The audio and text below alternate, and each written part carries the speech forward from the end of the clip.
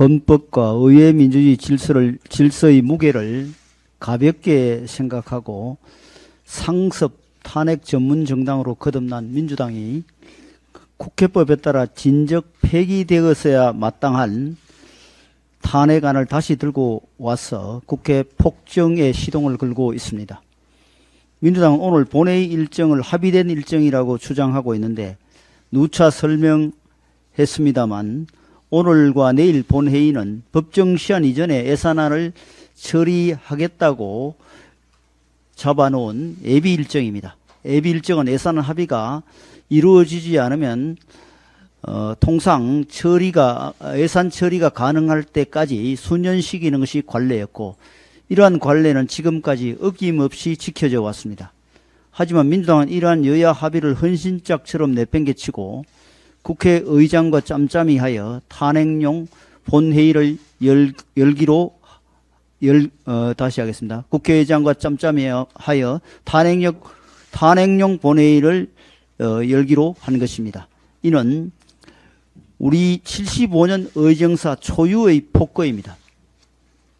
민주당이 아무리 강성 지지자들의 함몰되어 정쟁을 위한 안건 처리에만 매달리고 있다지만 국민의 먹고 사는 문제와 직결되는 예산 정국에서까지 그 폭주를 이어가는 것은 도를 넘었습니다. 여야가 신사협정을 맺은 게 불과 한 달 전입니다. 그 내용은 회의장에서 고성과 야유를 금지하기로 하는 등 외양적인 차원의 것이었지만 그 속에는 여야가 의회 정치를 복원해 국민의 신뢰를 회복하자는 뜻이 깃들어 있습니다.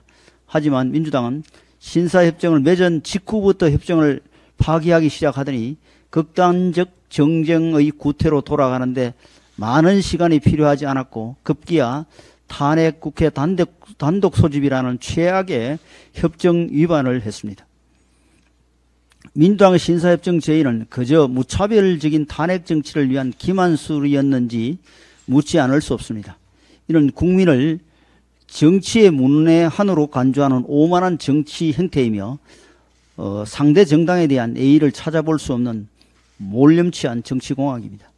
지금까지 우리 당만이 아니라 여러 언론에서도 탄핵안 강행에 대해 깊은 우려를 밝혀왔습니다.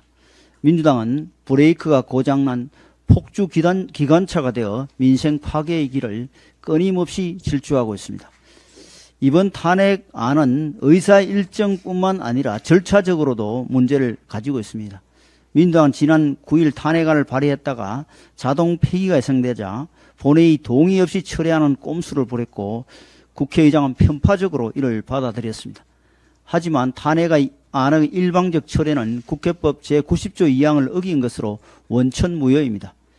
이에 국민의힘은 의안 철회 동의권 침해에 대해 지난 13일 탄핵안 철회를 수리한 김진표 국회의장을 상대로 헌법재판소에 권한쟁의 심판을 청구하고 효력정지 가처분을 신청한 바 있습니다. 따라서 탄핵안 재발의는 권한쟁의 심판에 대한 판결 결과가 나오고 나서 결정하는 것이 바람직합니다. 하지만 현재는 소장의 공석으로 오늘까지도 재판 절차를 진행하지 못하고 있습니다. 이처럼 탄핵안은 절차적인 측면에서도 최소한의 정당성도 없지만 내용적인 측면에서도 아예 법적 요건을 충족하지 않고 있습니다. 탄핵은 공직자의 파면을 정당화할 정도로 직무상 중대한 헌법이나 법률 위반이 있는 경우에만 가능한 것인데 이번 탄핵안은 이러한 최소한의 요건조차 갖추지 못했습니다. 오죽하면 민주당 내에서조차 국회에서 탄핵안이 통과되어도 실제 탄핵 결정이 나지는 않을 것이라는 얘기가 나오고 있습니다. 방통위원장에 대한 탄핵은 방통위의 기능을 마비시킴으로써 가짜뉴스를 마음껏 총선에 활용하기 위함이고 검사 탄핵은 당내 비리 사건을 조사하고 있는 검찰을 협박하기 위한 것이라는 것을 국민들께서 잘 알고 계십니다.